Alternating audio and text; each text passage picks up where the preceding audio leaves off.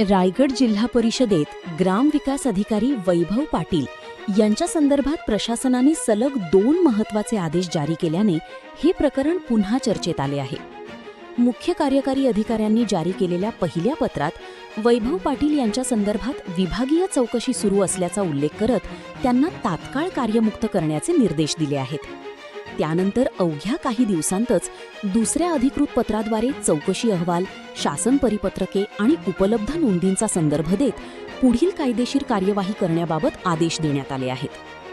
एखाद्या अधिकाऱ्याच्या संदर्भात इतक्या कमी कालावधीत सलग 2 प्रशासकीय आदेश निघणे ही बाब स्वतःच या प्रकरणाचे गांभीर्य दर्शवते.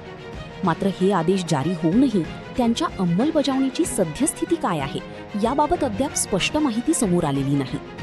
यामुळे आता प्रश्न केवळ वैभव पाटील यांच्यापुरता मर्यादित राहिलेला नाही. प्रशासनाने काढलेल्या आदेशांची वेळेत अंमलबजावणी होते का आणि संबंधित प्रकरणात पुढील प्रक्रिया कोणत्या टप्प्यावर आहे हे जाणून घेण्याची उत्सुकता नागरिकांमध्ये निर्माण झाली आहे. आता रायगड जिल्हा परिषद प्रशासन या प्रकरणात अधिकृत भूमिका स्पष्ट करून आदेशांच्या अंमलबजावणीबाबत माहिती देणार का याकडे सर्वांचे लक्ष लागले आहे.